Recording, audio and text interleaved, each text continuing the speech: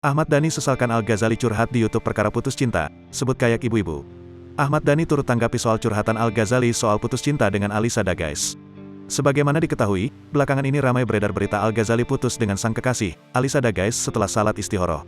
Atas ramainya berita itu, Ahmad Dhani selaku ayah Al pun akhirnya ikut menyoroti curhatan sang anak. Dhani sendiri agak menyesalkan keputusan Al yang sering curhat perkara perempuan dalam konten YouTube. Ya maksudnya jangan sering ngomongin cewek di YouTube lah. Janganlah, kan kayak ibu-ibu. Kalau ibu-ibu nggak apa-apa, kata Ahmad Dhani saat ditemui di Hard Rock Cafe, Jakarta Selatan, dikutip Tribun Style dari Kompas.com, Rabu, tanggal 7 September tahun 2022. Ahmad Dhani kemudian menegaskan, bukan maksudnya harus bercerita kepadanya secara laki-laki.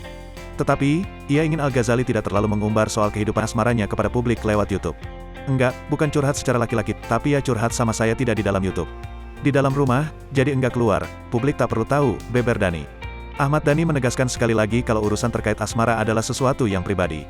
Untuk itu, ia menganggap lebih baik tidak dibicarakan di publik. Ia pernah curhat soal putus, tapi tidak untuk dibicarakan di luar. Itu kan masalah pribadi, ujar Dhani.